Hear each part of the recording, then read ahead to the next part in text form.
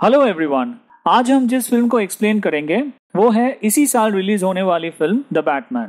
Film के director है Matt Reeves और मुख्य किरदार में है रॉबर्ट पैटिंसन, ज़ोए क्रेविट्ज और जेफरी राइट। फिल्म का IMDb स्कोर है 7.9 आउट ऑफ 10। रॉटन टोमेटोज में यह फिल्म 85% फ्रेश है और फिल्म का मेटाक्रिटिक स्कोर है 72%। फिल्म के शुरू में हम देखते हैं गोथम शहर को, जहां हैलोवीन मनाया जा रहा है। यहाँ सिटी के मेयर डॉन मिचेल जूनियर का कत्ल हो जाता है। कत्ल करने वाला मास्क पहना हुआ एक साइकोपैथ है जिसका नाम है रिडलर, जो करप्ट पॉलिटिकल लीडर्स को मार के एक्सपोज करना चाहता है। इधर बिलियनर बिजनेसमैन थॉमस और मार्था वेन का इकलौता बेटा ब्रूस वेन, जो पिछले 2 साल से बैटमैन के रूप में गोथम शहर में बढ़ते हुए क्राइम को कंट्रोल में लाने की कोशिश कर रहा है, इस मर्डर इन्वेस्टिगेशन में गॉथम सिटी पुलिस डिपार्टमेंट के लेफ्टिनेंट जेम्स गॉर्डन की मदद करता है। रिडलर बैटमैन के लिए एक मैसेज के रूप में क्लू छोड़ता है। बाद में रिडलर कमिश्नर पीट सैवेज को भी मार देता है और दूसरा क्लू छोड़ता है बैटमैन के लिए। रिडलर मर्डर मेयर मिचेल के गाड़ी में एक USB ड्राइव छोड़ता है जिसमें उसके साथ एनिका कॉस्लॉफ नाम की एक लड़की के पिक्चर्स होते हैं आइसबर्ग लाउंज में। आइसबर्ग लाउंज शहर का जाना माना नाइट क्लब है जिसे ऑपरेट करता है पेंगुइन नाम का एक व्यक्ति, जो कि गैंगस्टर कार्माइन फैल्कॉन के लिए काम करता है। बैटमैन आइसबर्ग लाउंज में जबरदस्ती घुसता है। पेंगुइन के लोग उसे रोकने की कोशिश करते हैं, लेकिन वो सबको हराकर पेंगुइन तक पहुंचता है। पेंगुइन अनिका के बारे में कुछ नहीं बता पाता। वहाँ बैटमैन सेलिना नाम की एक बार गर्ल को देखता है जो अनिका के पिक्चर्स को ऐसे देख रही थी जैसे उसे जानती हो। क्लब से घर वापस जाते वक्त बैटमैन सेलिना को फॉलो करता है। उसे पता चलता है अनिका सेलिना की दोस्त और रूममेट है और सेलिना का एक दूसरा पहचान भी है, वो कैटवुमन है। अनिका घर से किडनैप हो जाती है और बैटमैन को सेलिना से पता चलता है कि उसने कमिश्नर पीट सैवेज को आइसबर्ग लाउंज में देखा था। बैटमैन सेलिना को आइसबर्ग लाउंज वापस भेजता है खुफिया कैमरा के साथ, ताकि कुछ और इन्फॉर्मेशन मिल सके। वहाँ उसे पता चलता है कि पीट सैवेज मशहूर गैंगस्टर फैल्कन से मिला हुआ था और पैसों के लिए उसके साथ काम किया करता था। यही हाल था डिस्ट्रिक्ट अटॉर्नी गिल कॉल्सन का। गिल कॉल्सन रिडलर का अगला शिकार होता है, जो उसके गले में टाइम बॉम्ब बांध के उसे मिचेल के शोक सभा में भेज देता है। वहाँ जब बैटमैन पहुँचता है तो रिडलर उसे कॉल्सन के फोन पे कॉल करता है और बोलता है कि कॉल्सन के गले में बंधा हुआ टाइम बॉम्ब वो डिटोनेट कर देगा अगर वो उसके 3 सवालों के जवाब नहीं दे पाया तो। कॉल्सन उसके 2 सवालों का सही जवाब देता है, लेकिन तीसरे का जवाब देने से मना कर देता है। तीसरा सवाल था कि कौन था वो शख्स जिसने गॉथम पुलिस को गैंगस्टर सैल्वाडोर मरोनी के ड्रग बिजनेस के बारे में इंफॉर्मेशन दिया था। जवाब देने से मना करने पर बॉम्ब ब्लास्ट हो जाता है और कॉल्सन मर जाता है। बैटमैन को शक होता है कि पेंगुइन ही वो इन्फॉर्मर है जिसके बारे में रिडलर पूछ रहा था। उसे फॉलो करने पर उसे पता चलता है कि फैल्कन अब मरोनी का ड्रग्स का ऑपरेशन संभाल रहा है। वो ड्रग्स का ऑपरेशन जिसके बारे में खुलासा हुआ था और पुलिस के हाथों पकड़ा गया था, कभी बंद ही नहीं हुआ, कुछ करप्ट पुलिस ऑफिशियल्स की वजह से। बैटमैन उस जगह पे पहुंचता है जहां ड्रग डील हो रही थी। सेलिना भी ड्रग के पैसे चुराने वहां पहुंच जाती है और गाड़ी के डिक्की में अनिका की डेड बॉडी पाती है। गिरोह के लोग उन दोनों पे हमला कर देते हैं और पेंगुइन बच निकलता है। फिर एक जबरदस्त चेस सीक्वेंस होता है जिसके अंत में बैटमैन पेंगुइन को पकड़ लेता है, लेकिन उसे पता चलता है कि पेंगुइन वो इन्फॉर्मर नहीं है जिसे वो ढूंढ रहा है। बैटमैन और गॉर्डन रिडलर के क्लूज फॉलो करते हुए एक पुराने बिल्डिंग में पहुंचते हैं जहां पे पहले एक ऑर्फनेज हुआ करता था, जो कि बैटमैन के गुजरे हुए माता पिता मार्था और थॉमस वेन ने बनाया था। वहां उन्हें पता चलता है कि रिडलर का अगला शिकार कोई और नहीं ब्रूस वेन यानी बैटमैन है। उनके पिता थॉमस वेन ने अनाथ बच्चों के लिए $1 बिलियन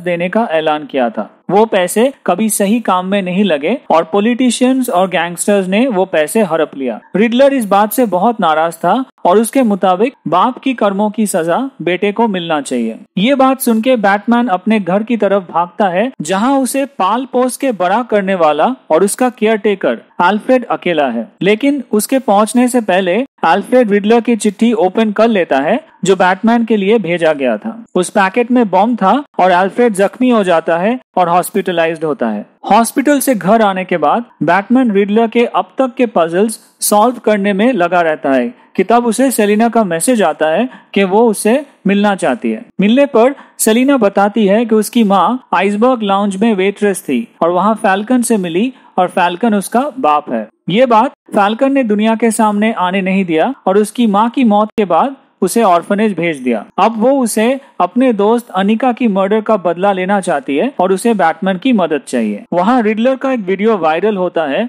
जिसमें वो बैटमैन के फादर के ऊपर आरोप लगाता है कि उसने फैल्कन के द्वारा एक जर्नलिस्ट का मर्डर किया था, क्योंकि वो जर्नलिस्ट उनके फैमिली के बारे में पर्दाफाश करने वाला था। ये सुन के बैटमैन को दुख होता है और वो आइसबर्ग लाउंज में फैल्कन से मिलने जाता है। फैल्कन उसे बोलता है कि ये बात सच है। 20 साल पहले बैटमैन के पिता गौथम शहर के मेयर के लिए इलेक्शंस लड़ रहे थे और वो नहीं चाहते थे कि उनका इमेज खराब हो। उस जर्नलिस्ट को उसकी माँ की फैमिली के बारे में कुछ राज की बातें पता चली थी और अगर दुनिया के सामने आती तो उनका इमेज खराब हो सकता था। इसलिए उसके फादर के कहने पर फैल्कन ने उस जर्नलिस्ट को मार डाला। बैटमैन दुखी होता है और हॉस्पिटल जाके अल्फ्रेड से पूछता है कि उसने हमेशा उसे ये क्यों बोला कि उसके पिता अच्छे आदमी थे जबकि उन्होंने एक जर्नलिस्ट को मारा। इस पे अल्फ्रेड बोलता है कि उन्होंने फैल्कन को बोला था उस जर्नलिस्ट को धमकाने के लिए, ना कि मारने के लिए। जब उनको पता चला कि फैल्कन ने उसे मार डाला, वो पुलिस स्टेशन में जाके सब कुछ बोलना चाहते थे, लेकिन अगले ही दिन वो और उनकी वाइफ का मर्डर हो गया।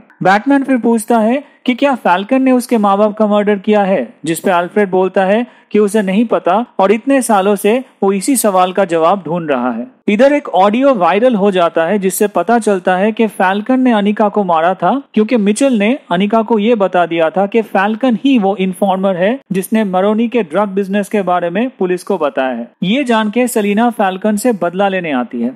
फैल्कन उस पे काबू पा लेता है, तभी बैटमैन आके उसको बचाता है। फैल्कन को पुलिस अनिका के खून के जुर्म में अरेस्ट करती है, लेकिन पुलिस वैन की तरफ ले जाते वक्त दूसरे बिल्डिंग के खिड़की से रिडलर उसे शूट करके मार देता है। एक विटनेस की मदद से पुलिस रिडलर को पास वाले एक होटल से पकड़ लेती है। पुलिस को पता चलता है उसका असली नाम है एडवर्ड नैश्टन और वो एक फॉरेंसिक अकाउंटेंट है। बैटमैन रिडलर को जेल में मिलने जाता है, जहाँ वो बताता है कि करप्ट पॉलिटिशियन के खिलाफ उसका ये युद्ध का इंस्पिरेशन उसको बैटमैन से ही मिला है। वो एक अनाथ था जो दूसरे बच्चों के साथ ऑर्फनेज में बड़ा हुआ। जिंदगी में उसने बेहद गरीबी और स्ट्रगल ही देखा है। 20 साल पहले जब थॉमस वेन ने ऑर्फनेज के लिए बहुत बड़ी रकम का ऐलान किया था, तब वो छोटा था और दूसरे लोगों की तरह उसे भी लगा था कि उससे ऑर्फन बच्चों की जिंदगी बदलेगी। लेकिन जब उसने देखा कि थॉमस वेन के मरने के बाद वही रकम करप्ट पॉलिटिशियंस ने अपने फायदे के लिए इस्तेमाल किया और ऑर्फनेज को कुछ भी नहीं मिला,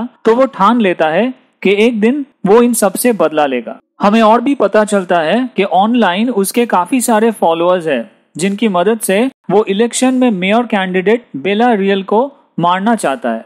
सिर्फ यही नहीं, उसने गौथम में कई जगह पे गाड़ी में बम रखा हुआ है। सारे बम एक साथ फटते हैं और गौथम शहर का डैम टूट जाता है। इससे तबाही मचती है क्योंकि फ्लड वाटर शहर में घुस जाता है। चारों तरफ अफरा तफरी मचती है और रिडलर के फॉलोअर्स होने वाली मेयर बेला रियल को मारने के लिए पूरी तैयारी के साथ आते हैं। बैटमैन और सेलिना जान पे खेलकर सिचुएशन को कंट्रोल में लाते हैं। रिडलर के लोगों के साथ उनकी घमासान लड़ाई होती है। उनको खत्म करके बैटमैन और सेलिना शहर को और भी होने वाली तबाही से बचाते हैं।